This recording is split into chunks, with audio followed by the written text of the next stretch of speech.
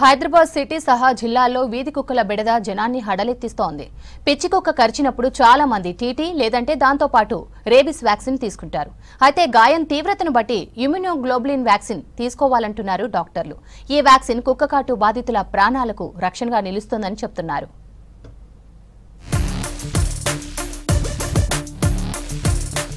Hyderabad నల్లకుంటలోని కోరెంటి fever hospital కు కుక్కకాటు బాధితుల treatment కు బెస్ట్ అనే పేరుంది.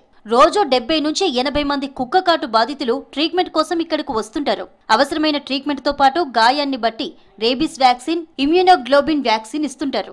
అయితే డాగ్ బైట్ ను 3 స్థాయిలుగా డివైడ్ చేశారు.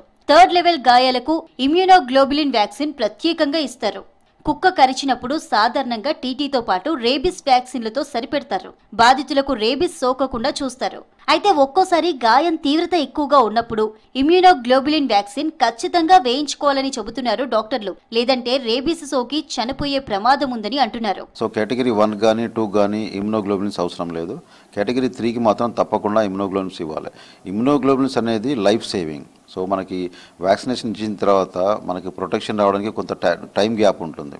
ఈ గ్యాప్ వచ్చేలోపు పేషెంట్కి సేవ్ చేయడం కోసం ఒకవేళ సస్పెక్టెడ్ కేసు ఉండి ఇంజురీ ఎక్కువ ఉంటే కనుక తప్పకుండా ఇమ్యునోగ్లోబులిన్ తీసుకోవాలి. ఇమ్యునోగ్లోబులిన్ వ్యాక్సిన్ కుక్కకాటు బాధితులకు తక్షణం పనిచేయడం ప్రారంభిస్తుంది. రేబీస్ వ్యాక్సిన్ టైం తీసుకునే ఛాన్స్ ఉంటుంది. దీంతో ఒక్కోసారి గాయం తీవ్రత ఎక్కువగా ఉన్నప్పుడు రేబీస్ తో ప్రమాదం ఏర్పడుతుంది.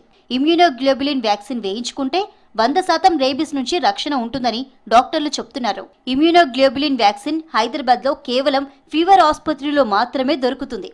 అయితే ప్రైవేట్ లో ఈ వ్యాక్సిన్ తీసుకోవాలంటే గాయం తీవ్రతను బట్టి 2 వాయిల్స్ ఇవ్వాల్సి ఉంటుందని, దానికి కనీసం 7 నుంచి 8 వేల వరకు ఖర్చు అవుతుందని చెప్తున్నారు. ఇమ్యునోగ్లోబులిన్స్ అనేది హైదరాబాద్ పరిధిలో ఓన్లీ ఫీవర్ హాస్పిటల్ మాత్రమే అవైలబుల్ ఉంటాయి. ఇమ్యునోగ్లోబులిన్స్ అనేది లైఫ్ సేవింగ్. ఒకవేళ సస్పెక్టెడ్ కేసు ఉండి ఇంజురీ ఎక్కువ ఉంటే కనుక తప్పకుండా ఇమ్యునోగ్లోబులిన్ తీసుకోవాలి. బయట కాస్ట్ ఎక్కువ ఉంటే దాదాపు 7-8 వేల ఖర్చు వస్తుంది ఒకరికి వ్యాక్సినేషన్ ఇవ్వాలంటే.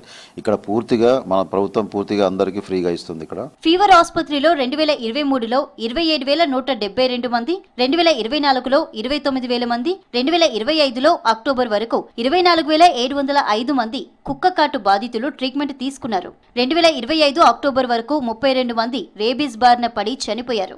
2023 తర్వాత ఈ ఏడాదే అత్యధికంగా రేబీస్ కేసులు నమోదయ్యాయి. ఒక్క ఫీవర్ ఆసుపత్రిలోనే ఇన్ని కేసులుంటే బోధన ఆసుపత్రుల పరిధిలోనూ కేసులు అధికంగానే ఉండే అవకాశం ఉంది. రేబీస్ రాకుండా ఇమ్యునోగ్లోబిన్ వ్యాక్సిన్ తీసుకోవడం మంచిదని వైద్యులు సూచిస్తున్నారు.